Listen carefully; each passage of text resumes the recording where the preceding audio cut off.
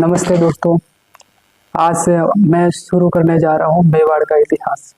हम मेवाड़ के इतिहास के बारे में पढ़ेंगे और राजस्थान की परीक्षाओं की दृष्टि से जो महत्वपूर्ण चीज़ें हैं, तथ्य हैं, उन्हीं के बारे में पढ़ेंगे। फालतू का नहीं पढ़ेंगे, बिल्कुल निचोड़ कह सकते, डायमंड कह सकते हैं आप। ठीक है, गोहिल के बारे में पढ़ें क्योंकि गोहिल से ही मेवाड़ का अगर इतिहास कहें तो शुरू होता है बढ़िया सा। बाकी तो उससे पहले हुए पर इतने खास राजा नहीं हुए जो परीक्षा में आते, पर फिर भी थोड़ा सा जान लेते हैं कि गोहिल से पहले की बात। एक विवस्वान करके एक व्यक्ति होते हैं, विवस्वान करके, जिनकी उत्पत्ति सूर्य से मानी जाती है और उन्हीं विवस्वान के वंशज होते हैं दशरथ। दशरथ के राम और राम के 2 पुत्र होते हैं, लव और कुश, आप सभी जानते हैं। तो उन्हीं कुश होता है ना, राम के पुत्र कुश, उन्हीं का 108वां वंशज विजयभूप होता है।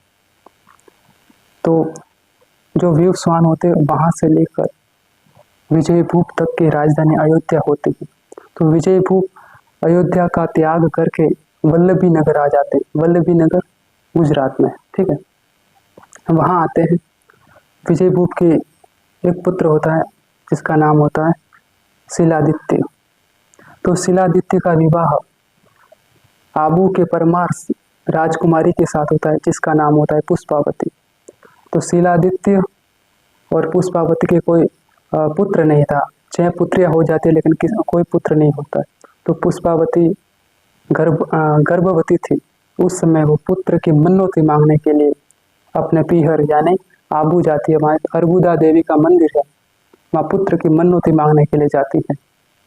जब पुष्पावती आबू जाती है पुत्र मनौती के लिए, तो पीछे से वल्लभी नगर पर अरबों का आक्रमण होता है जिसमें पुष्पावती के पति शिलादित्य की मृत्यु हो जाती है, वो मारे जाते हैं। राजपूत में प्रथा होती है, आप जानते हैं, अगर जो पति है वो केसरिया कर दे तो पत्नी को जोहर करना होता है। लेकिन उसमें भी नियम होते हैं कि अगर गर्भावस्था है तो जोहर नहीं कर सकती राजपूत स्त्री, और अपने पति की मृत्यु के बाद वो अपने पिता के घर भी नहीं रह सकती। तब 3 शर्तें उस पर लागू होती है। एक तो वो जोहर भी नहीं कर सकती, क्योंकि गर्भावस्था में है पुष्पावती, और वो पिता के घर भी नहीं रह सकती क्योंकि उसके पति की मृत्यु हो चुकी है। तो जो पुष्पावती है वो गर्भावस्था में ही एक वल्लभी नगर के पास एक स्थान है वीरनगर करके, तो वीरनगर में चली जाती है पुष्पावती, और वहाँ एक विधवा ब्राह्मणी होती है जिसकी कोई संतान नहीं होती है, उसका नाम होता है कमलावती। तो वो उसके साथ रहने लगती है।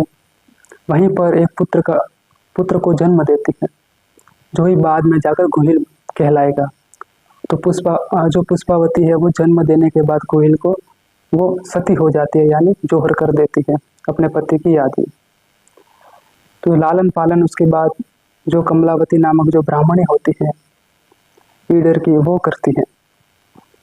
ठीक है, वीरनगर में ही रहते हैं दोनों।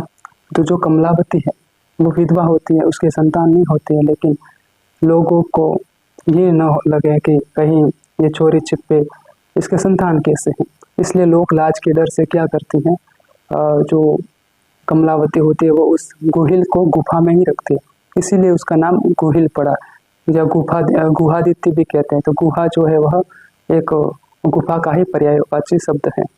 तो वहीं से गोहिल बड़ा होता है, वहीं रहकर कमलावती लालन पालन करती है उसका, और जब बड़ा हो जाता है गोहिल तो कमलावती उसको बताती है कि तुम्हारे पिताजी तो शिलादित्य थे, वल्लभी नगर के राजा थे, तो तुम्हारी माँ पुत्र मनौती के लिए आबू गई हुई थी, और बाद में पीछे जो है अरब आक्रमण करते हैं और मारे जाते हैं तुम्हारे पिताजी। तो अपने पिता की मृत्यु का बदला लेने के लिए जो गोहिल है वो वल्लभी नगर जाते हैं, लेकिन उनसे पहले तो अरब जा चुके थे। फिर उसके पास में मेवाड़ क्षेत्र था, तो मेवाड़ जहाँ मेर जाति का शासन था, तो वहाँ मेर जाति का शासन था। तो 567 ईस्वी में गोहिल जाकर 567 ईस्वी में मेवाड़ में गोहिल वंश की स्थापना करते हैं।